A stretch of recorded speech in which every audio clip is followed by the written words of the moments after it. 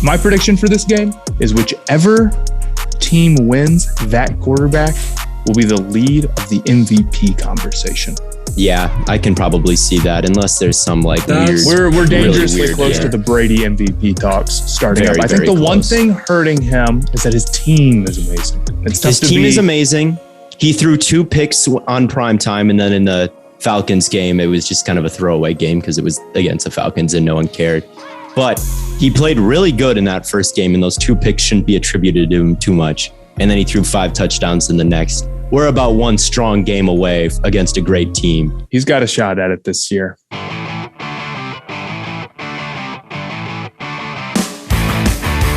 What's up, everybody? Welcome back to another episode of Stay Hot. My name is Blaiden Kirk, joined as always by my 2 favorite co-hosts of all time, Matthew Sponauer and Theo Ash. We have an absolutely loaded episode for you guys today. We're going to talk about our giveaway because I teased that in the last episode. So we are going to officially announce that today. We have, of course, our voicemail of the day. We're going to hit some NBA stuff. We're going to go over the ESPN's top 25 list. We're going to get into our NFL Week 3 preview, and then, of course, round things out with our Stay Hot Fantasy League. Matt, Theo, how are you guys doing today? I'm sick, Blaiden. I'm disgusted. You see me with the Ed Sheeran hat on. All right. And I thought I was about to call. I noticed it last episode and I just didn't say anything, but like I didn't have it last episode, so you're lying. But I do have it now. No, you got it now. had it. Maybe you had it in a meeting. How Maybe is you had there it in a disagreement about this? I had it in a video, but I bought it and it was an expensive hat. All right. It was like $29 or like $30 plus shipping. Mm-hmm. And I thought the only reason I got it is because I think it's funny. And I'm like, no one else is going to buy this stupid hat. It is so stupid. The Ed Sheeran NFL collab. It's so dumb. So I buy the hat and it costs like with shipping like $35. I checked today. You know how few people bought this hat? Guess what they're going for now, like a week later? How much? $6. They cost $6 right now. They cost $6 now? Theo, the t-shirt got marked down from like $50 to like $15. Well, hold on. Yeah, hold on. How They're much on is that sale for jacket $6 now? right now. How much is the jacket? They took it How off. much is The the jacket is jacket? That's what I gone. wanna know. It is off the market. They had this horrible, I don't know if people know this, but they had brutal. this horrible Ed Sheeran $250 bomber jacket. And I almost bought it for full price as a joke, but I didn't have the heart to do it. But this Ed Sheeran hat, it's actually like the style of hat I like. For $6, just to like ruin you being the only person having the hat, it'll just be us now. I might have to get it too, and then like Matt and I combined will have spent less money than you. I know, it's dumb. I feel. Don't you feel silly? Don't you feel? You know what? You deserve that. You bought the Ed I do Sheeran deserve hat. it. I do. No, this is not me making an excuse. I'm dumb and I feel sick because of it. But I do have the hat. I won money tonight on my prop bets of Christian McCaffrey's under and Terrace Marshall's over and DJ Moore's over. And the under in the game, it looks like, is good. So I'm just going to pretend that's a wash. Anyway, that's how I am. Okay. What's the giveaway, Blaiden? I don't even know what the giveaway is. Yeah, so Matt doesn't even know what the giveaway is. I don't. That's I have a joke. no idea what Matt we're knows giving what the No, Matt understands. It's okay. It's definitely a joke. No, but like I mentioned at the top, we are doing a giveaway. We're going to do a jersey giveaway, and all you have to do to enter is leave a 5-star review on Apple Podcasts with your Twitter or IG handle or TikTok included, and we'll pick a lucky winner in the next couple of weeks. I'm not entirely sure how long we're going to run this for. I think about 2 weeks is probably what we're aiming for. We'll do it for 2 weeks, yeah.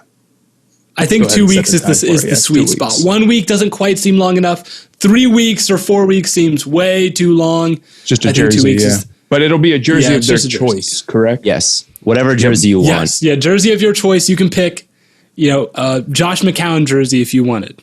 I guess whatever one you want on NFL Shop. You can't ask for like a signed Lawrence Taylor vintage, like one of a kind, $2,000 on eBay jersey, like a normal jersey. I probably should throw that caveat in there for any smart guys out there you have to who are going to try to loophole their way into like a Hall of Fame jersey and or something. I don't know. They're trying to bankrupt Stay Hot. I want. There's one in the Hall of Fame right now. I want Julio's jersey from when he had 297 yards in the NFC Championship game. Can you give me that one? You said whatever you wanted. I want Tom Brady's Super Bowl jersey from when he came back from 28-3 against the Falcons. Anyway. Sorry, Falcons fans, had to bring it up. But, again, like I said, we have a loaded episode to get into, so I think we'll hop right into the voicemail of the day, of course, brought to you by Mint Mobile. The Stay Hotline is. And, without further ado, Matt, why are you staring at me like that? I did it last episode. Are you good, bro? Last episode, I stared into the camera for YouTube for like 15 seconds randomly in the middle of the episode, and someone commented on it. So I decided to do it again. You didn't have to call me out like that, though, but I just think it's funny. Bro, you were like staring into my soul. Play the clip. Roll the voicemail. Guys, it's C from Cleveland. Love the podcast. I have a question for you three guys. Do you guys think Roquan Smith for the Chicago Bears is a top 5 linebacker? I personally don't think that he is just yet because of his liability when it comes to run defense. But I just want to get your guys' opinion on this. Thank you. Have a good day. That's honestly kind of based. Thinking. Roquan Smith is one of the number one. Like, Bears fans love Roquan Smith, and they're gonna they perennially parade him as underrated. And he's really good in coverage, but he is just a little bit small, and he does get a little bit caught up in the wash when he's making plays in and around the line of scrimmage and run defense. So I would say he's probably top 10. I don't think he's top 5. I think I would say he's pretty fairly top 10. Yeah, I think that Kendricks, Warner, Wagner, David, then maybe Smith can be after that. But who am I missing? Maybe Smith can be 5 after those guys, because Devin White's not totally. I might put Devin White above.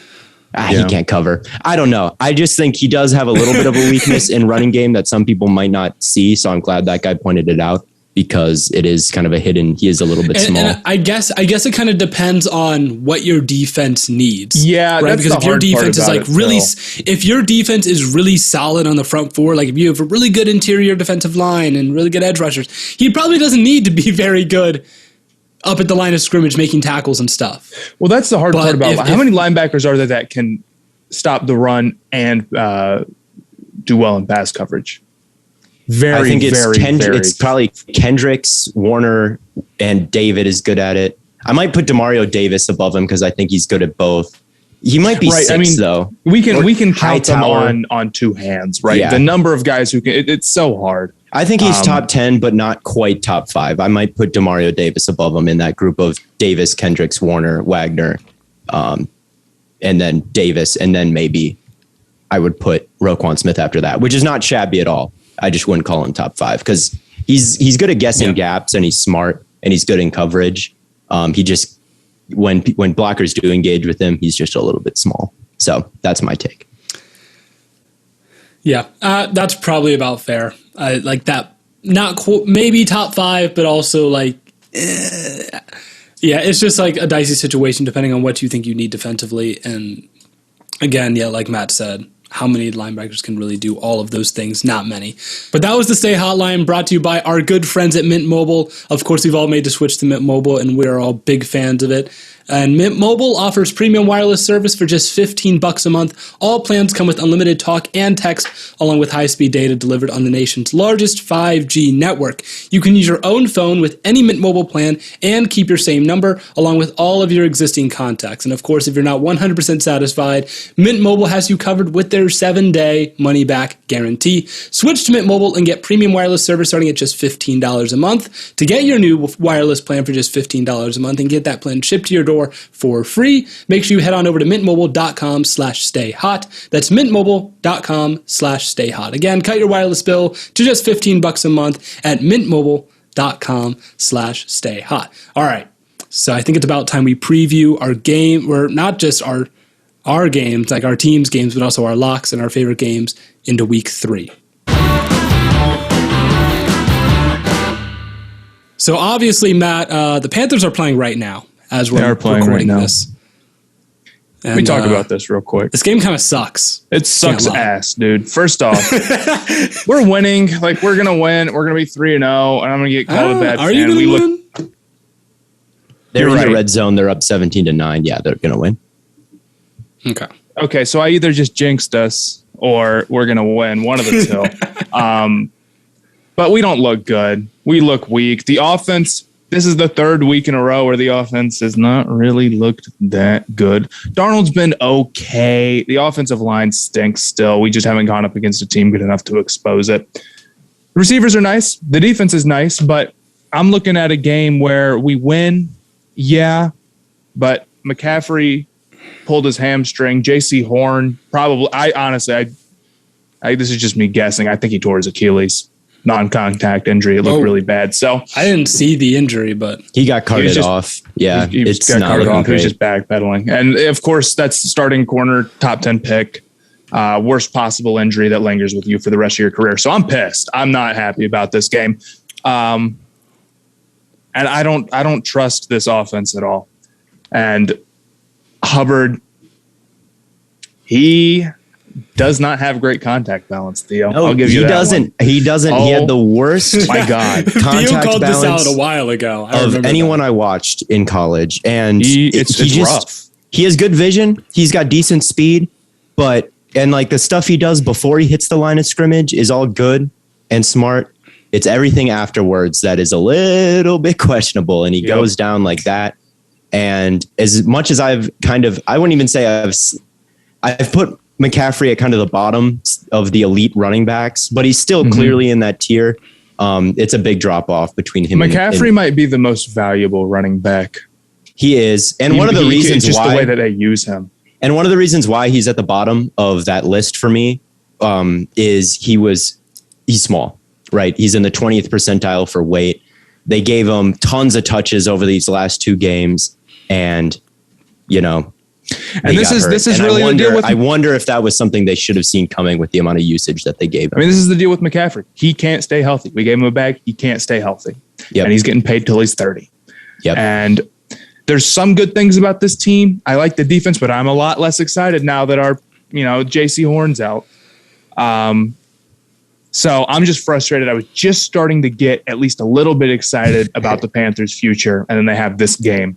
And it reminds me of all their problems, even though they're going to win, even though they're going to be 3-0. But then, you know what's going to happen? ESPN is going to make a post on Monday morning. They're going to be like, which 3-0 team do you think is like the worst? And it's going to be us and like two other teams or three other teams. And every reply is going to be the Panthers are the worst team. And then we're going to get called frauds. But it's like, it's not our fault. We keep playing like teams that just aren't that good. Sorry, the Saints had like 4 players available. So, yeah, I'm in a bad mood. I'll put it at that. All right. Well, getting the win, though. You are getting the win. And if it is any consolation, I don't know, DJ Moore, big game on let's talk about DJ Moore on the national stage. He'll get some more respect going forward. Right. And Brian Burns, the sleeper defensive player of the year season continues. I know he had a pass breakup. I know he's had at least a sack tonight that I've seen. He's had some penalties, but again, those two are really good, and at least they're making some hay on national television. Yeah. Panthers don't get a ton of these types of games. They don't. So I'll take what I can get, I guess. No. All right. Well, Blaiden, what are you looking forward to here in week 3? I think it's funny. Or Matt. We do these locks every week. Yes. And we each picked Denver as a lock. We did each pick Denver against the Jets. I said on the TikTok I made about it that rookie quarterback who's interception prone plus bad offensive line versus great secondary and great pass rush is not a great combination if you are the New York Jets, and that is what that game's going to be. It's just tough to pick, Denver to the Jets to win a game when you just saw how much Zach Wilson struggled versus a tough defense when they have to go up against another tough defense. It's the Broncos home opener in the altitude. It's going to be rocking there. Yeah, that one just doesn't seem to. It's not going to be good. It's not going to be good. I don't think it's going to be good. It doesn't seem like it's going to be good. All of us agree. So that's definitely. I'm excited to watch Denver's defense feast potentially, but about as far as intrigue goes, it's only a question of how bad it will be, in my opinion. Yeah, I'm pretty sure that game also has the largest spread of the week. I think this game did. I think it was Panthers versus... No, it was like 10 and a half, wasn't it? This game was 8. The Panthers-Texans game was 8. And then the Broncos is 10 and a half. The Denver Jets game, that game's 10 and a half. Theo, what game are you looking for? I probably would say the only good game this week, or the only game with 2 undefeated teams is the Buccaneers versus the Rams. And that's a good one. Is the best game of this week, probably by a decent margin. Yeah. And I'm going to be honest with you. I've got the Rams winning this game. I think that this might be the only game the Buccaneers lose. I had them going 16-1, but the Rams won last year, right? And they upgraded the quarterback position. I think that they have the type of team. Antonio Brown is out, so I think that's a big deal. They've got the secondary to match up with the top 2 wide receivers of Tampa Bay. Tom Brady, these last 2 years, has not done super well under pressure. His numbers under pressure are actually quite bad over the last year and 0.2 or whatever it's been. And usually that offensive line makes it not a problem. Against the Rams, it might be a little bit of a problem. And, they won last year, the Rams, and that team improved more than the Bucs did. So I'm going with the Rams in this game.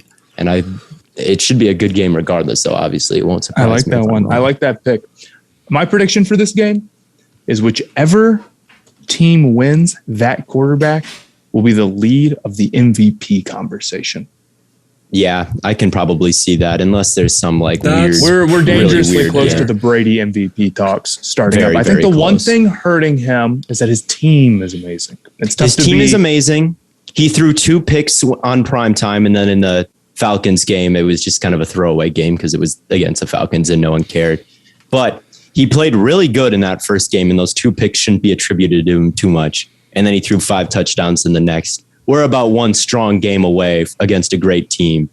He'll get MVP got a shot at it this year if he plays. I think the only way we're coming out of this game not talking about either Stafford or Brady is the MVP front runners. If it's like a 10-3 win, unless they just some brutally awful offense or really awesome defense.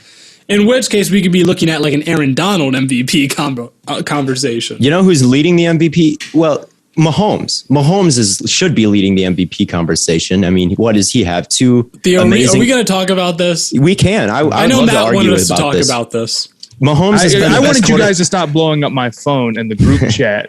Mahomes has been the best quarterback in the league through the first 2 weeks of the season. He has been. He's got the Chiefs with the number 1 passing offense. He's thrown 6 touchdowns. I think he's on pace for something like 60, which with it's Mahomes, he'll probably get to 60, honestly. He's throwing over 10 yards per attempt.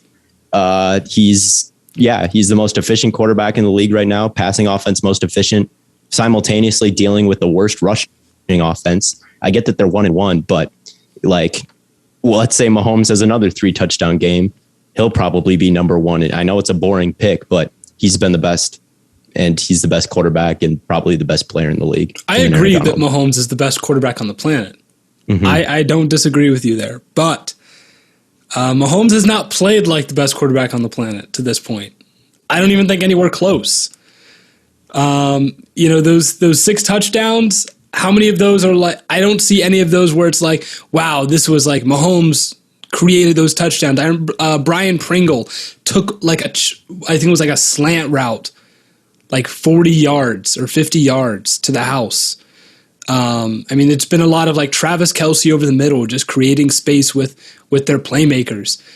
There have Against been a the lot Ravens, of plays he had that where one. Mahomes He was off platform. There was pressure up the middle that he ducked. Yeah, threw it sidearm, absolute dime to I think it was Demarcus Robinson. In 2 games, I've seen one, maybe that was 2 one incredible throw, and then another touchdown he had. He was rolling to his right. He was about to run out of bounds on the sideline, and as he was falling, he chucked it across the field sidearm, hit Tyreek Hill's inside shoulder, and Tyreek Hill turned around and then brought it into the end zone. So in 2 games, you have 2 incredible touchdowns that maybe 5 quarterbacks in the league could hit. And we're still well, there's been some short ones. So even though he's leading the league in like passer rating and efficiency, and I'm not even concerned. I'm more concerned about the fact that he had 3 dropped interceptions against the Browns. 3 like really. Who cares bad about that passes. in the MVP conversation? Really? Well, there were a lot of dropped interceptions. That has never been brought up in anyone's life, and Mahomes had a lot of dropped picks last year. It doesn't matter. Fortune favors the bold. Maybe the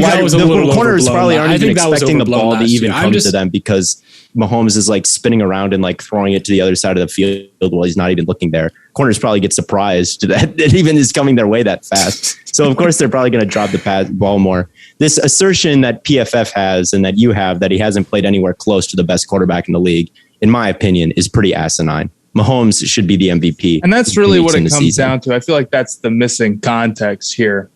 Pro Football Focus has him graded very lowly, and this matters a great deal. Let's talk about the context of this conversation. I posted a video that Mahomes was ranked 19th on PFF's like quarterback PFF grades. Yes. He's ranked 19th behind guys like Mac Jones, Jacoby Brissett, Baker Mayfield, Sam Darnold, the list goes on. And you're like, and that's a good obviously grade. Patrick Mahomes. No, it's not a good grade. And you're like, well, obviously Patrick Mahomes is better than Sam Darnold, right? Mm-hmm. Obviously Patrick Mahomes is better than Tyrod Taylor. Yes, he is. And obviously Patrick Mahomes is better than literally every quarterback on this list. Yeah. Yes. I don't, all the way from Tom Brady. I don't, Kyler Murray. Yeah, you're speaking absolute facts right now. Right? Yes. That's end of sentence. But he's made a lot of mistakes. No, okay. So here's what I want you to do. Through 2 games, he's made a lot of mistakes. Through 2 games, and I understand why his grade is low. Through 2 games, do you think genuinely that Pro Football Focus grades are correct and Patrick Mahomes has been outplayed by Sam Darnold? Because that's what they're saying, and that's what I want to ask you. Not just that he's played bad, but that he has played worse than Sam Darnold through 2 games. We understand who's better. Through 2 games, do you think yes or no? Do you think he's... Or Brissett. How about Brissett? Do you think through Brissett, when he put up 0 points on the Bills defense, has been playing better football than Patrick Mahomes? But it's not just about like, he's not like a 74, like 70-ish grade is like average. So like if you're going out and throwing, just doing like normal, your job type stuff, like whatever you want to classify a system quarterback, you can get a 74 grade doing that. Yes. But when you go and you throw like that interception in the 3rd quarter against the Ravens, that is a bad play by Mahomes. Yes, those I would agree. Those 3 dropped interceptions against the Browns, you think Mahomes I consider bad they're plays justified by in Mahomes. saying Mahomes has played below average? He has a 70.2 grade right now. He has made more turnover worthy plays than he has big time plays. Do you agree with his ranking throughout this season? Do you think that he has played worse than Sam Darnold? You can't back up Pro Football Focus grades. All I'm saying is either he's played worse than Sam Darnold, or tell me that Pro Football Focus is wrong. It's one of the two. It can't be neither. All I'm saying is, and the thing is that I've watched Sam Darnold. Patrick Mahomes I know the answer. Has more turnover-worthy plays than he does. They care too much about turnover-worthy plays. Like literally, Tannehill last year had no big-time throws and like no turnover-worthy plays. All right, good for him. But he's like ranked as like a top 5 quarterback in the league just because you avoid mistakes and you avoid like, again, fortune favors the bold here. You know how many how many times I've seen Aaron Rodgers put the ball in harm's way in his career? But Patrick Mahomes last year had a really high grade because he did avoid a lot of turnover-worthy plays. That's why I remember last year. I thought the whole narrative was that he had. They were talking about. I think that whole narrative was overblown because even Football Outsiders came out with their adjusted interception numbers, and Mahomes was near the bottom. Here's what I want to talk about. So you're telling me that Mahomes has all these dropped picks against the Browns. So that must speak poorly on the Browns secondary if they're dropping all those interceptions, right? But then also apparently all the Browns secondary. How can it be both? I mean, I posted this tweet earlier. You saw it, Matt, where I was giving praise to the Panthers defense. But if you look closely, you can see that the Browns defense not looking all that great. Actually, if we can transition away from the Mahomes stuff, because I think we all know the answer. Mahomes is good. Mahomes is a good quarterback. The Browns defense is great. I literally said he's the best quarterback in football. I'm just saying that I understand why PFF grades him lowly. That's all I'm saying. Nah, they're overthinking it. Anyway, Panthers win, by the way. Final score 24-9. The under hits. Yes, sir. The Panthers are 3-0, if a little bit depleted here. Look, I'm going to take it. I might just talk as much shit as possible for the next. I got like 9 days. I got like 10 days because it's Thursday night football. Yeah, it's Thursday. You get all right. Yeah, at least for the next 2 days, we've got the best record in football, and nobody can say otherwise. Nobody can take that away from you. This is the best team in the NFL, right? Right. Yeah, that was a confident. Yeah. Right. Anyway, right, what were you wanting to say about the Browns defense? The Browns defense. Okay, yeah, Matt, so you're saying that speaks poorly on the Browns defense. That tweet I posted earlier, the Browns secondary ranks second, or the Browns pass defense ranks second to last, only ahead of Detroit.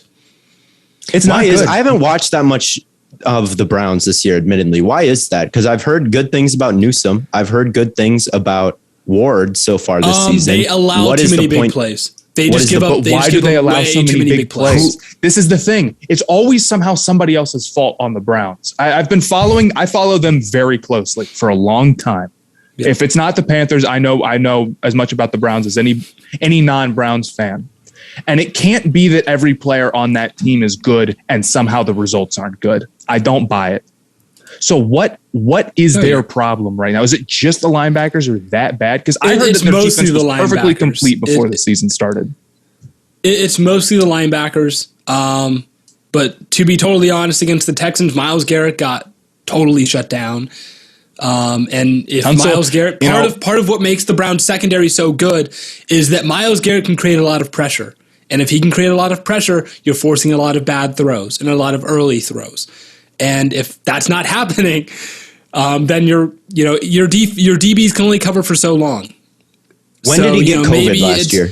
Was it near the end of the season? It was relatively near the end of the season, but he said he's fine, and he looked good week one against the Chiefs. He did look good week one. That's probably not a valid thing to say. So I think it could have just been like literally, I think it's just like the Texans might just be a little bit better than we thought. Like, to be totally honest. But then do you there's think also that like Justin the scenario Fields I know you guys both picked the Browns as locks this week. Against Justin Fields and the Bears. Mm-hmm. So I know that you guys think that Justin Fields is probably going to look rough, even though the Browns defense hasn't looked super, super great. I think the Bears receivers have not been fantastic this year. I think Justin Fields maybe didn't look super awesome. And I think going up against Myles Garrett in your first game, Garrett and Clowney, and talk about how the Texans shut him down, I'm thinking the Bears probably don't have as good of a shot at that. And even then, I think the Browns' run game is just really strong, so I went with them. In hindsight, I might have picked another team or just not anybody at all because I got to get some points on the board. But I still feel it's a tall task for Justin. I want to see him win. Like if he ends up balling out and beating the Browns, sucks for my locks. But OSU guy, I want to see him do well. But I think it's tough for them.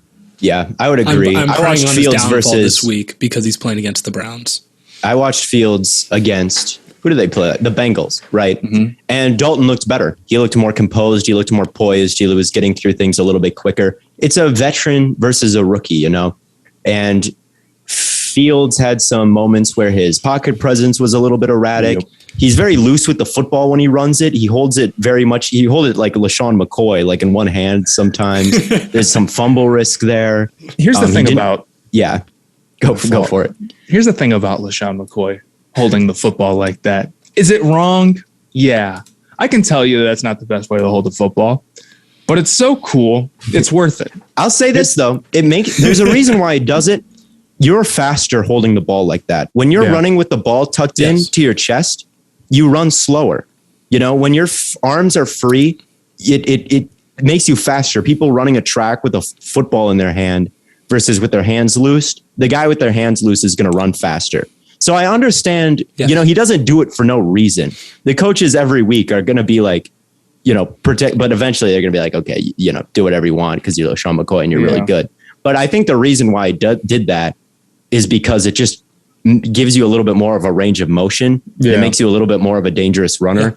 However, you can cut faster. Like you can do literally everything faster when you. I mean, I've been saying this about Fields since the pre-draft process. I think his running style is not fantastic. Yes, I think that I did see him have a nice slide against the Bengals, if I remember correctly. And I know that sounds stupid. Oh, you had a really good slide. He did. A really ugly one to end the game. That one was ugly, but he probably did it. So I think that's something that he has to get a little bit more used to. So I would watch for him to get himself in trouble, get himself injured. I'm really worried about that. And just if he can protect the football, one thing I noticed in the preseason, he's a very, I thought very he ran a lot like player. I thought he ran a lot like Cam in preseason. And I'm like, you're not big enough to be running like that, man. You're really not. Not 250 pounds. No. Fields, I think you're dead on, Matt. I think that's a really good observation because I kind of noticed the same thing. And he's probably the second fastest quarterback in the league, maybe the third behind Kyler and Lamar. What did he run? Something stupid, a 4.4. But I think there are other quarterbacks who are slower than him, who are better runner. And that's probably Lance. That's why I think Lance is just a more creative runner than him. He just like you think of the shot he took that broke his ribs in the Clemson game, right? He just runs into guys, he runs into guys. He's a little bit loose at the football. His slide could have torn both of his ACLs at the end of the Bengals game. If you go back and watch it, he's just a little bit too reckless. It's not like he's bad at it. He's a very tough player, but there's a reason why 2 seasons in a row and a very big game for OSU, he gets injured, and then we got to worry, is he going to come out and is he going to be able to play? Because it happened against Michigan the year before. And both times, granted, he came back out and threw a touchdown immediately. First play, he was back. You go watch that 2019 Michigan game. It was awesome, dude. He gets hurt, comes back, throws a ridiculous pass. Rolling to his left. Yeah, and he's got a ton of talent, but I think playing at Ohio State with a great offensive line, plus having a running style that puts yourself in harm's way when not all running styles do that, is a bad combo that makes me worried that he's going to get hurt. Right. So that's what I'm watching for with him. Even if he does look a little rough in his first game, if he can protect himself properly, sense pressure, and not get himself hit, I would consider that a win, honestly. Yeah, this is also I think this has been such a weird botch job by Nagy, and it's been something we've watched this whole time. It's like Fields is here and he's there and he's not starting, and is Andy hurt? And they have no plan. He comes in for one play. It's like there's no plan. And I guess Dalton got hurt, and the plan was just to keep in Dalton. But is Dalton hurt? How bad is he hurt? Is he going to get the job back? I doubt even Fields and Dalton know right now. And that's just weird. You know who else doesn't know? Matt Nagy doesn't know. He's saying Dalton's going to come back in and play, but if Justin Fields comes out here and throws 300 yards, 3 touchdowns, I don't know how long Dalton's going to be up. But if he balls out, he's not both too bad. I said I was putting Dalton back in, and that's obviously true to everybody. And if he were to come out and just be honest and say if Fields plays really well, the job is him. This is an opportunity for him. People would respect it a lot more rather than just doing this bullshit. There's so much in the NFL that incentivizes lying, and they feel the need to be cryptic. And I guess maybe partially it's because they don't want the opponent to know what they're doing. But I think at the same time, coach speak, and I think a lot of it is they just don't like giving things to the media because they don't like the media. They don't want to give away their stuff because I think they resent having to talk to them every week. A lot of players do, especially Nagy, who's been under a lot of scrutiny from, I'm sure, the media and everyone. Yeah. So I think a lot of it is just they just enjoy being cryptic more than, they're all too worried about the defense knowing what the plan is. Because it is. Yeah. What other games are you guys excited for? How about Packers 49ers? That's the game the Packers kind of got back to say. The Packers have looked a little rough, Theo. Yeah, but then they got back to kind of where they were. I feel pretty good about them now. In the second half of that Detroit game, Aaron Rodgers was playing like Aaron Rodgers. He looked like an MVP. I get that the Detroit secondary, they're not it by any means, but that throw to Adams followed by that throw to Tunyon, sick, disgusting, gross throws by Aaron Rodgers in a good way. Mm-hmm. And so when I see those, and the offensive line looks pretty good, and Aaron Jones is good, it's not like the team never had any talent. And week one, they're just they're going to be a horrible team the rest of the year. Like they got it. I'm worried about the pass rush with Zadarius Smith out, Jared Goff had all day to throw occasionally, but I do think that the Packers are back. And I think that they will beat the 49ers, even though they are underdogs. That is my other underdog pick. This is a little bit of a spoiler, but I'm 4-0 with my underdog picks. My two this week are the Packers and the Rams. I'm looking for a game of some teams that we don't talk about, because I know we have a tendency to talk about the same group of teams all the time. We don't talk about the Packers all that much. I mean, that's kind of, everyone does that. You know, it's just... or the 49ers. And I'm talking about the 49ers because we don't talk about the 49ers all that much outside of maybe Lance and Jimmy G and like that whole fiasco. But I think they've got it. They're going to get burned. They got to start Ayuk one of these days. Ayuk is a good player that they are keeping in the doghouse for what? To prove some point about practice or whatever it is. I want Shanahan. At some point, you got to put your best players. I want Shanahan to get burned with Ayuk out. It's the same way I wanted Sean Payton to get burned by putting in Taysom Hill all the time and taking touches away. Sometimes I think coaches get too cute.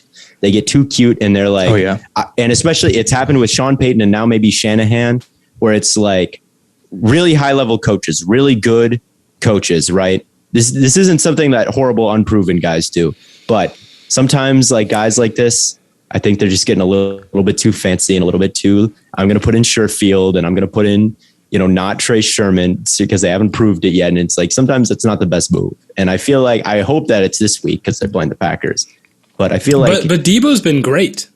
Yeah. Debo is always going to start though. It's Sherfield that's been the problem. Debo's been awesome. Yes. Debo's been awesome. I'm like going to sound like a hater here. I have nothing against Ayuk. If he balls out, he balls out. But something about everybody saying that Ayuk was like the big, huge sleeper this year that you can't miss out on. And he's like, they won't throw to him at all.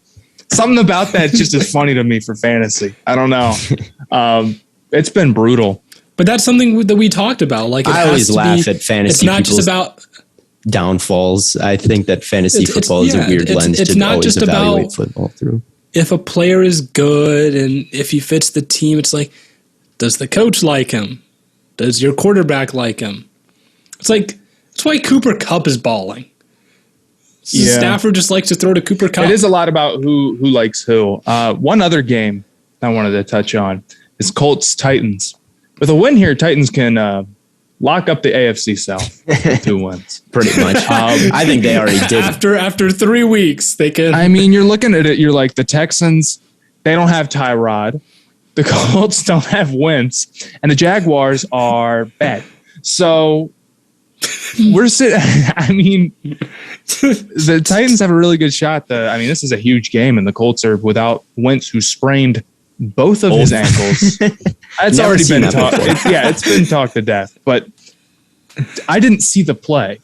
What happened that made him sprain both of his ankles? I didn't see it either. Now that you mention it, I just heard that I haven't seen. I would have figured that Twitter would have done me a solid and put it on my timeline. I'm just like, that's very. I bet bizarre. you Wentz plays with 2 sprained I bet he ankles, plays on 2 broke sprained. I don't know. I feel like he's the guy who's going to play.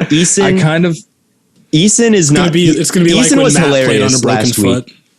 I think I talked about this, but he came in cold as can be, threw a pass right at Jalen Ramsey for a pick to like ruin the game. Eason was not particularly good at anything in college. He's not big on the ground. He's not super accurate. I guess he has maybe a big arm, but like he's not a good decision maker, accuracy, mobility. None of it is there for Eason, in my opinion. So maybe the arm talent is Josh Allen right away. He just has that killer instinct, man, to go right at Ramsey. It's just that Mamba mentality. He does have some sort of maybe it'll work out a little bit better against a Titans team that doesn't have Jalen Ramsey. You're right. Corners that aren't as good. I can respect it, though, instead of just being like a check down merchant. Yeah, it is true. There are a lot of rookies that fall into that trap. But I do think that the Colts, if Wentz plays, I think it'll be a good game, and it'll be a game because Wentz honestly has not looked that bad through 2 weeks. He hasn't looked that bad. He looked pretty good. Like it was a disaster last year. He's looked all right. If he plays and if his ankles are anywhere close to okay and they shoot a bunch of Vicodin in him, it'll be a fun game. But I don't know. It'll be entertaining to watch him try because I do think he will try. That's not based on any facts or information or anything. That's just a gut feeling that Wentz is going to try to play on 2 broken ankles or 2 sprained ankles or whatever it is. All right, here's a question for you guys. Why am I the only one that locked the Cardinals this week? We all agree that Jacksonville's bad. Because I like Trevor Lawrence enough that I feel like he's just going to win one of these games. I don't know. I kind of agree. It's like one of these games, Lawrence isn't going to throw the 2 dumb interceptions or whatever. And I do not think... And you think it's going to be against Chandler Jones and Budda Baker? Like... Byron Murphy is out. They kind of got cooked by Cousins last week, you know? Yeah. Like, this defense wasn't something I was projecting to be super good. I guess. Week 1. I don't know. Plus 5 locks is a lot. That's the other thing. That's the other thing. Everyone's like, why didn't you pick this team and this team and this team? Because then I'd have 6 games and one of them wouldn't go the right way. Over the Chargers? Like that I would question a little bit. Chiefs over Chargers. I think that the Chiefs, Mahomes is not going to lose 2 in a row. I just think that's a lock against a Chargers team. I guess Asante Samuel really looked strong last week, but again, I think that Kenneth Murray is out for them. I guess they can have Derwin on Kelsey. I don't know. I just don't think Mahomes loses 2 in a row. I just don't understand how you're gonna lock the Chiefs over the Chargers, but not the Cardinals over Jacksonville. That just doesn't make sense to me. I felt bad picking 3, but I probably would switch the Browns 1 to the Cardinals 1 if I could. I could do it all over again, but I won't do that. The Browns. I just think that Mahomes doesn't lose 2 in a row. I don't think he loses 2 in a row to the Chargers. Like, I don't think you're wrong. Their weakness is the Chiefs. How do you attack the Chiefs? You do it on the ground. Their front 7 is bad. The Chargers' run game is not good. So it's like the one way that you can maybe beat the Chiefs, the Chargers don't really do, you know? So it's like, I just don't see it happening. I don't see Mahomes losing to a secondary with corners that are a rookie Asante Samuel and Mike Davis and Chris Harris, and you know their best linebacker is out. I just don't see a win happening for the Chargers. And I guess I could have definitely thrown in the Cardinals over the Jaguars, but that just gets to be a lot of locks, and I have a weird feeling that Lawrence is going to ball out. For you, Blaiden. Yes, but he picked the Chiefs, and that's who blew it. So I can see how he would question me. That is. Yeah, I picked the Chiefs against but that's back to your point. How did the Ravens beat them? On the ground. They just ran the ball. You know what's interesting? You know who else could have won by just running the ball? My flag football team. Oh. You want to talk about the flag football team? My flag football team could have won just by running the football. Let me speak on this real quick. I'm not one to deflect blame. Why? I got called. People were calling for my firing. Blaiden, how many plays did I call, and how many plays did we run out of the playbook that we made? We have 5 plays in our playbook, 1 audible. We ran 2 plays. 1 was executed proper. Or no, we ran 3 plays. Really, we ran 2, and one of them we ran twice. This is and only one of those 3 was executed properly. It's my fault. It is kind of your fault because flag football, no one cares about plays. No one cares about plays. No, this is.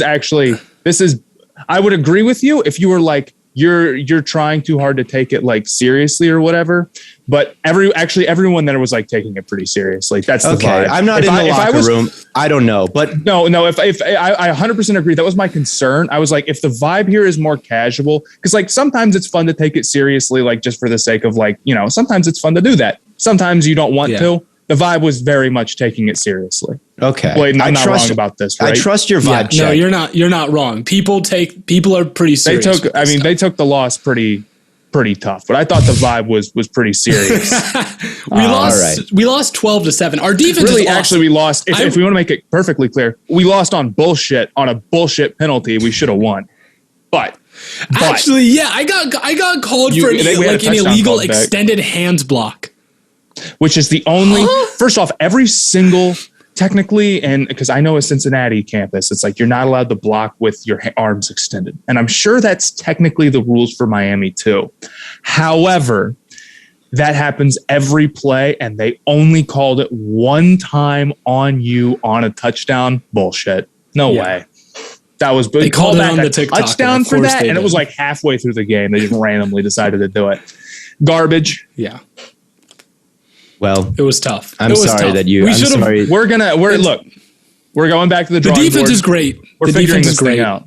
I promise. Yeah. The Chiefs are 1-1. The Packers are 1-1. The Browns are 1-1. Yeah. There's a lot of good teams that are 1-1. It's like it happens to the best of us. Yeah, it happens to the best of us. You know, and Bill clearly we're the best. So, Bill Belichick is 1-1 right now, and he's the best coach of all time. That guy's going to the Hall of Fame, so I should definitely. That guy's going to the Hall of Fame, and he's 1-1. You are 1-1. It'll be okay. Exactly. I'm still wearing this Ed Sheeran. Yeah, no, we're totally fine. You know what's not okay, still wearing the Ed Sheeran hat. Being 0-2, which I am. In the fantasy football league, I quit. I hate these games we play. I keep missing one team on the lock. I'm going to miss one more. The Browns will blow it or some bullshit. Fantasy wise, my team didn't play that bad. My team didn't play that bad, except fucking guy I'm going up against has, I forget who, Hawkinson or it was elite takes. I'm avoiding being last at this point. I don't think I will be, but I'm not gonna, my team isn't good. Didn't turn out. They're not giving what's killing me. They're not giving Robinson the workload. And I should have. And my new philosophy with fantasy is you want to pick the guys who you know the coaches trust to give the ball a lot. So new head coaches, scary. Avoid that because you don't know who they're going to give the ball to because you don't know who they like. Yeah, but I'm crushed. Yeah, my team was terrible last week after Josh Jacobs was hurt and Odell was hurt. I was forced to start Marquez Valdes-Scantling and Corey Davis put up a goose egg and Marvin Jones was my wide receiver. Like I said, only 2 of my players were started in over 50% of leagues. I was going up against Gab Gowdy, who every single one of her players is started in the majority of the league. I'm getting by on fumes. I'm lucky to be 1-1, but Odell should be back this week. And hopefully, I'm starting Pittman now. Marvin Jones has been good. There's a lot of green on these matchups. So I'm hoping for a win this week. We turn out a little better. I'm a little bit mad though, that the Panthers defense, who I have on my fantasy team, only got 9 points tonight. How can that be? They only allowed 9 points and had a ton of sacks. I have no idea. The scoring is kind of goofy for the defenses. Brayden, you're the commissioner. Fix it now. I asked you guys for suggestions on scoring. No. The other thing, tackles don't count for points for your offensive players when an interception happens. James Robinson would be running back 1 right now because Trevor Lawrence keeps throwing picks. I'm like, oh, sweet, he got a tackle. It doesn't count for anything. What? Probably saving a touchdown every time he makes a tackle. How is that the rule? Because there is no defensive, as a commissioner, there is no defensive players, so there's no option for a tackle. That's what it is. That's bullshit. I'm getting screwed. Guys are yelling at me. I would be 2-0 right now if tackles counted for what they should. He's lying for the audience. I'm sure you would. You have no idea. I went up against Chris Long last week, and you lost too. I lost by 4. I lost. Blaiden, you need to accept my trade. I'm 1-1. Hey, at least I'm not 0-2. Didn't you send me a garbage trade, Theo? Yeah, I've sent everyone garbage trades. You got to stop doing that. Leave me alone. The trade I gave Blaiden was not garbage, though. I think it was. It may be garbage when I say it out loud. I think it's Tyson Williams for Gronk. But you're running back 2. Did you send me a garbage trade, Theo? It's Tyson Williams for Gronk. Are people not getting my garbage trades? Yeah, you sent me Tyson Williams for Gronk. You did. Yeah, but who's your running back 2? Currently it's Nyheim Hines. And who's your tight end 2? Mike Gesicki. So you need a running back 2, and you have a good tight end 2. So do it for Gesicki, Blaiden. Trade him back, Gesicki. Yeah. No, don't trade me back Gesicki. I don't want also, Gesicki. Blaiden beat me in waivers. I'm 0-2, and he's 1-1. What? That makes no sense. We were the only 2. How did that possibly happen? Is it the order that you submit the waiver claim? Is that what it is? I submitted. It might have more to do with the draft order. It's probably reverse draft order. Oh, dude, that's garbage. That would be my guess. My guess. I can't get a break in this league. I quit. Listen, man. Also, part of the giveaway, you get to take over my horrible, terrible fantasy team. Oh, look at this quitter. Look at this guy. Now, Theo, I do have a bone to pick with you. I do have a bone to pick with you, Theo. AJ Brown, 3 catches on 9 targets. Oh yeah, no, we got to talk about this. What are we doing? What's happening? He was going to be the number. I'm gonna pull a Matt impression real quick. What are we talking about? What are we talking about, man? The key to do a Matt impression. We're getting way out court. This is the number one vocal tick that you have that I try to emulate. Is the way you say body. Every body. It's the way you say "oh" and body is very different than the way everyone else says in it. In what way is it? You will say somebody with a very pronounced O, like not somebody. Everyone's going to make fun of me for this. I'm already having a bad night. I'm just saying. No. You said Matt impression. What other insults do you have for me, Theo? It's not an insult. That's just the way you say the word somebody. All right, I got to figure out how to do a Theo or a Blaiden impression.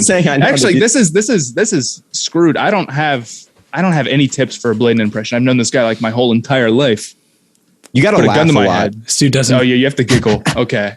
Yeah, there you go. Giggles. You got to giggle a lot. Anyway, what did you want to be mad at me about? AJ Brown. He hasn't had a very good start to the season, has he? No. You're the one who picked him, not me. Yeah, but you hyped him up. Blaiden, did you AJ Brown's wide receiver 1 in fantasy. And I was doing that to throw you off the trail, Blaiden, and you listened to me instead of forming your own opinion. No, I'm just kidding. I do really like AJ Brown, and I still think that he'll turn it around. He was open. He had some bad drops. I'm really high on AJ Brown. And 2-game sample size over here is not going to dissuade me from saying AJ Brown is that guy. I still think he just needs a big game here. It'll come. Right. It'll come. You should trade me him. Actually, he's actually garbage. You should give it. Oh yeah, I'm sure. You can trade him to me. Wow. Yeah. Would you like Tyson Williams? This week? I need my receivers to do something this week. Amari Cooper did nothing last week. Diggs had only 1 touchdown. Didn't have a lot of catches. Gronk was good again. He was. Gronk's been that guy for me. Been very happy. Certainly he'll catch 2 touchdowns every single game, right? Oh, I'm guaranteeing it. Now here's my dilemma, right? And I might ask for your guys' opinion since I'm not playing either of you this week. Advice. I have Derek Carr playing Miami. Against Miami. Mm-hmm. Or I have Matthew Stafford against Tampa Bay. I'd go with Stafford. I always start my better players. I have Stafford starting right now. But Derek Carr's been balling.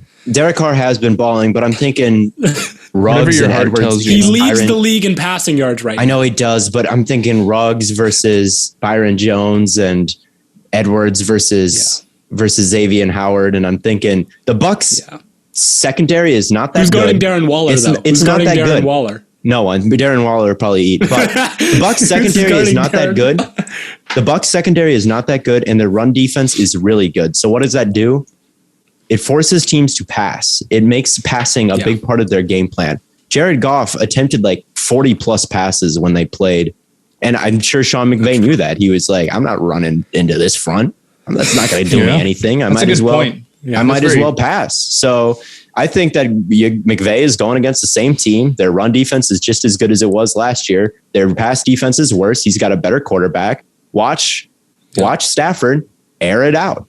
Actually, I tuned in to the Theo Ash live today, and you were saying that anyone who asks for fantasy advice is getting Mickey Mouse wins. So are you saying that if Blaiden wins this, it's a Mickey Mouse win? Yeah, because if you go through the whole starting Stafford. So many people ask me for fantasy advice, and make your own decisions. If you get a ring in your fantasy league and you did the entire time asking for other people's opinions and not making any of your own moves, what is that win, man? What does that really mean? Am I right about this? Matt, how often do you go to someone starting Stafford? Dude, I don't ever go to somebody to start because the only fantasy league that I genuinely care about is best ball. But I also have the philosophy that I think your odds of picking especially when your bench players are always going to be the worst players, I think your odds of picking like the better matchup or whatever is pretty low. I just start my best guys. Like I have to do all this work when the people who own their team or roster their team should know already. Like they should be doing this work for their own fantasy team. I've got enough going on that I'm not going to like know all the like matchups and like fantasy wise. Like, I don't know. I knew this about Stafford because I wanted to know who was going to win the game. So I'm saying do your own research. Yeah, don't come to me about it. I planned on starting Stafford because I was looking for a reason to start Derek Carr. Yes. I was looking for a reason to start Derek Carr. I don't blame you for it because we need to talk about things, and this is so you get a pass. But like people in my comment section, it's free content, man. It's free content. Do you? We're gonna post this on TikTok later. You want to get into the NBA? Yeah, we have actually something to talk about. Oh my God! Oh my! Actually, there's like a lot of things we could talk about, honestly, right now. But we'll stick to the ESPN 6 through 25 rankings, which just came out. They didn't do the top 5.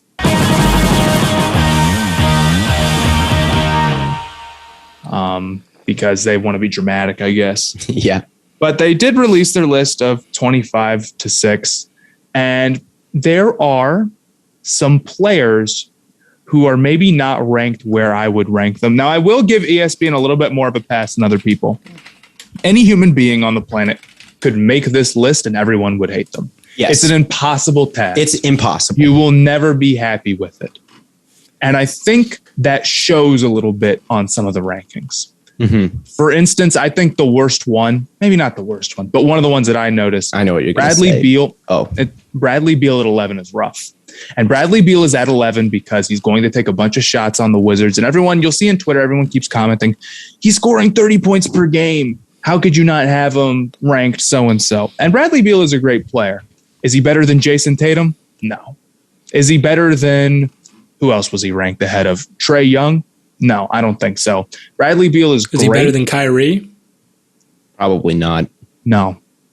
Kyrie Irving is also, so I think Beal is a very good player. He's a very good guard. He's a very strong shot creator. Don't get me wrong. But there's other guys who I think do more than him that I think deserve to be ranked above him who are not because they're just not going to be able to take the shots to average 30 points per game. And that's the other thing. The difference between a player averaging 25 points and 30 points per game is not how good they are 99% of the time. It's how good the rest of their team is. Kobe Bryant's best scoring seasons all came when his team was terrible because he got to take a bunch of shots. Of course, he isn't going to score 30 points per game when he's playing with Shaq. So I would take points per game with a pretty big grain of salt when evaluating players, especially like that. I have Beal to pick to win scoring title. Yeah. I think he'll be scoring champ. But I don't think that he's better than guys like Tatum or Trae Young or Kyrie or a lot of the guys who are ranked above him. I think there's a better argument for him being outside the top 20 than there is him being at 11. Yeah, I agree, Matt. And I thought ESPN did an all right job. Again, there are things I would change, but I don't want to be disrespectful to and insult their basketball intelligence with the list. I made my list of the top 100 NFL players, and I thought I did a pretty good job. But there's always one guy that's not there or the ranking, and then they'll take that one example and be like, you'll never get it right. And I don't think they got it right. And no one thinks they got it completely right because it's impossible. So I do want to give them some credit and lightly suggest some things that I would change. Like, am I crazy to think Zion's a little bit too low at 23 already? He is someone that was continually putting up crazy efficiency this year on the scoring end. And I get that defensively, he's not quite where he needs to be yet. But I would put him up a spot or two, but honestly, I think he's about right.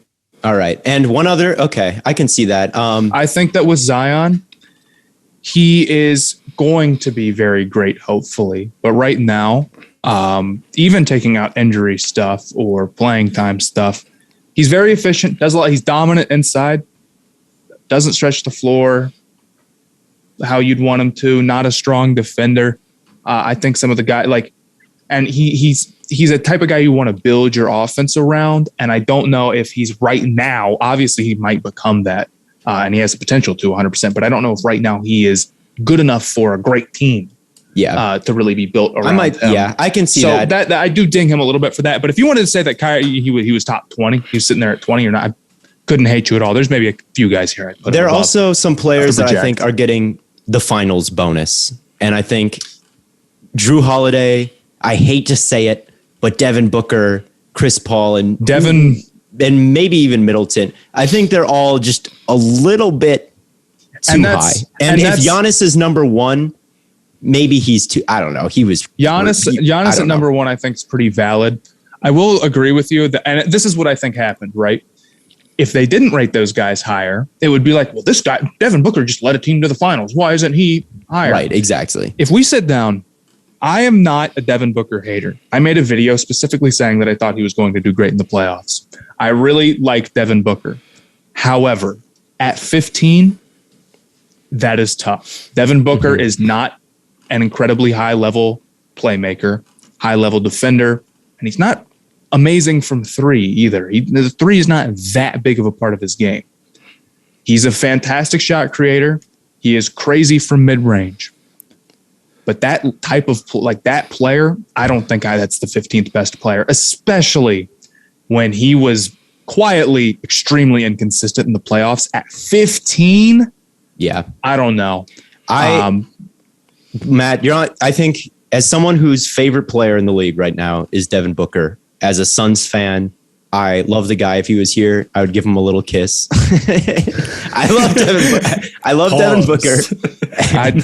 But you're not off track. All right. You're not totally off base here. And I agree with you. As much as I love the guy, I do think that he's a better player than Chris Paul, honestly. Or maybe, I don't know. They're tough close. That is a close one. I think that he is more important to the Suns than Chris Paul, though.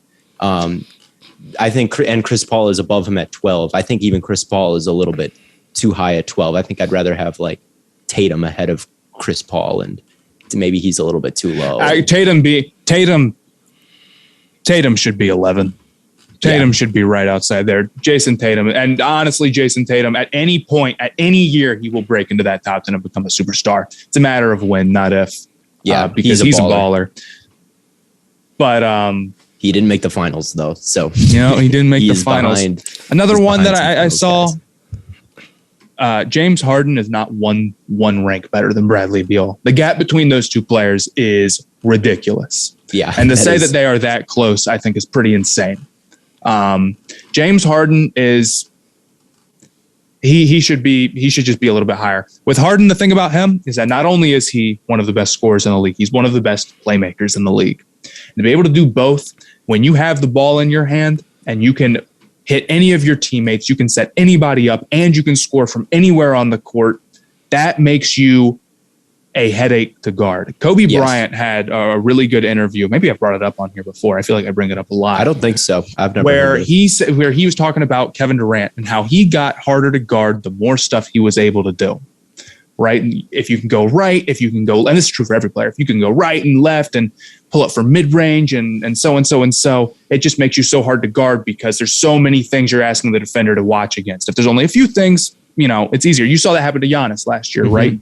And this is a big part of the reason why mid-rangers are still a thing. It's not an efficient shot, but if you can hit that and you make the defense worry about it, then what it opens up for you otherwise is the value in it, not necessarily the shot itself.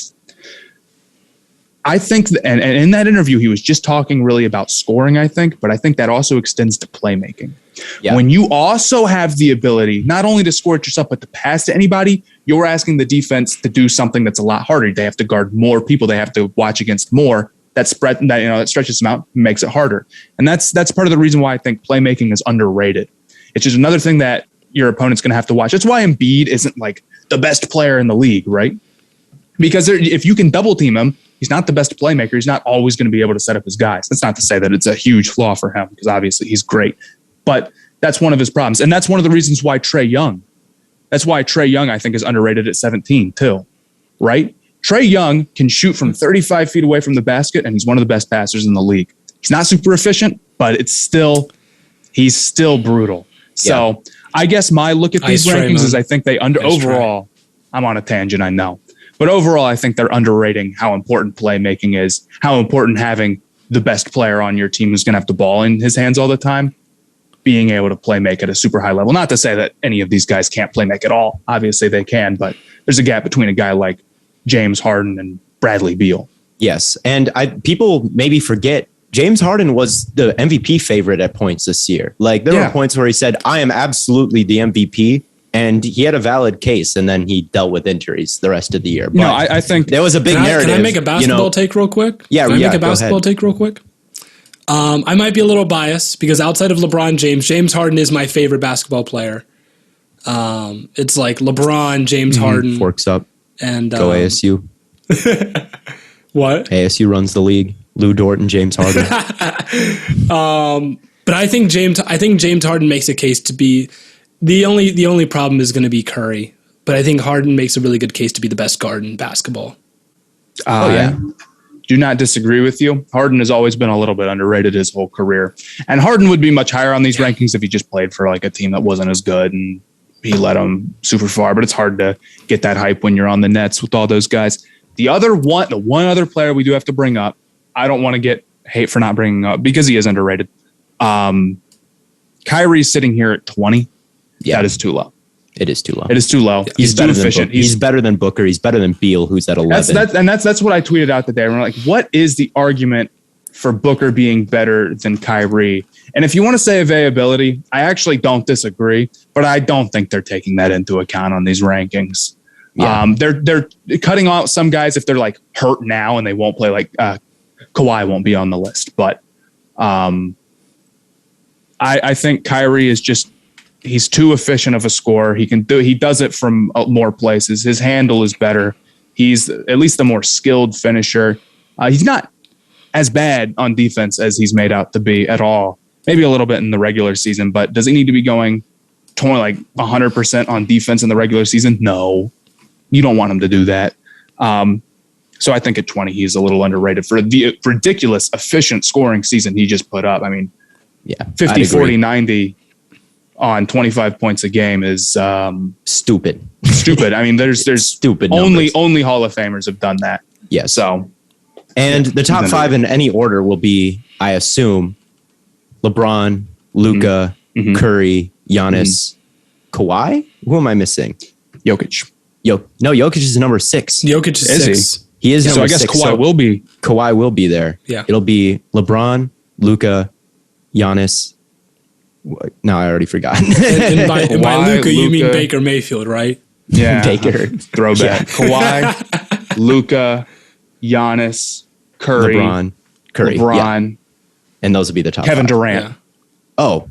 Yeah. So they're not including Kawhi. So are they leaving Kawhi outside of the... Yeah, because he'll be out. He tore his ACL, year. right? They would have killed me if I had forgotten. Okay, yeah, that makes... Yeah, that was high pressure. Like I knew I had to remember. I had to remember who was all out still. You're the basketball guy. I know.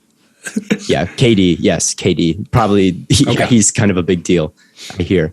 What do you think the rankings will be? This is a big. What do you think? What do you think they'll be, or what would you? Luka maybe what would you? Let's do what we think they should be. Okay. What they should be. Yeah, that's a loaded question. It is a loaded question.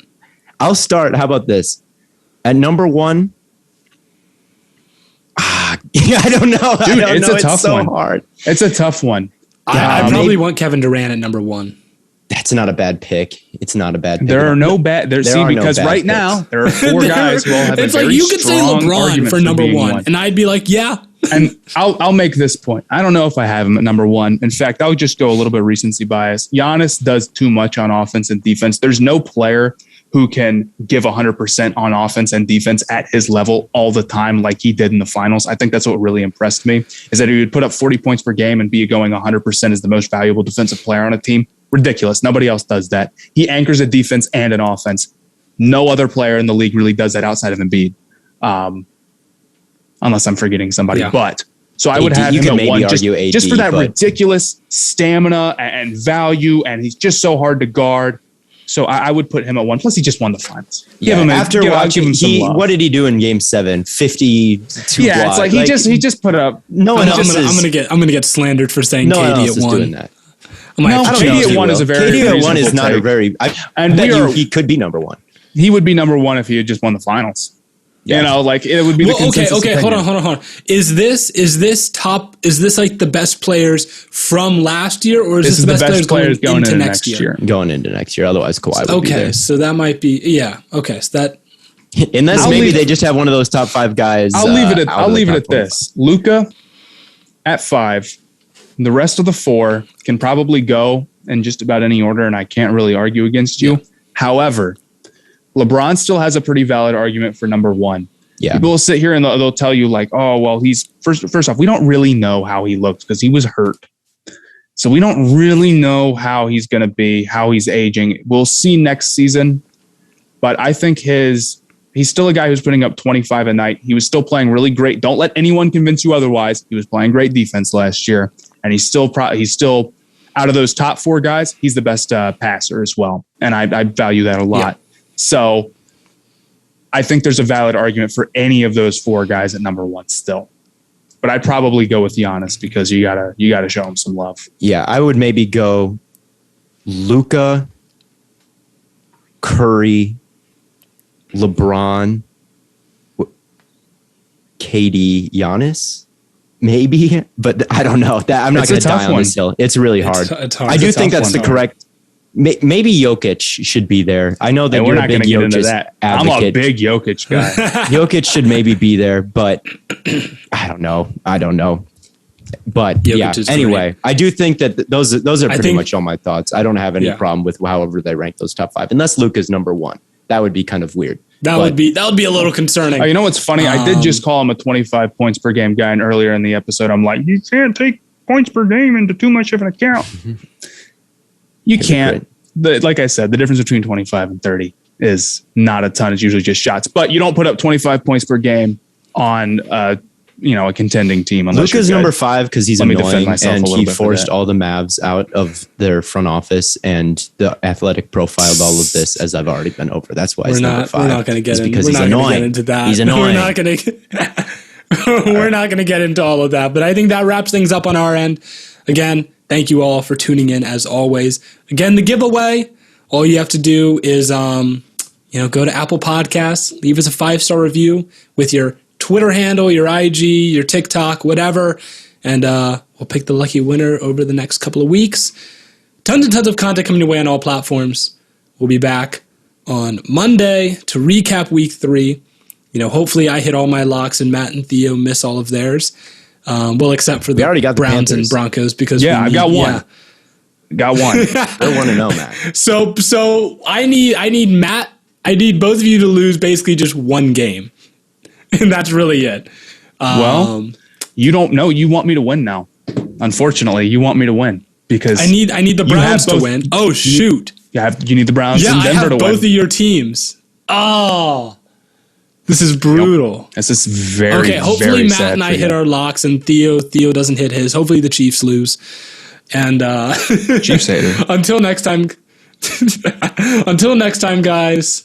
From Corn Boy, Nut Boy, and Lemon Boy, we will catch you on the flippity flop.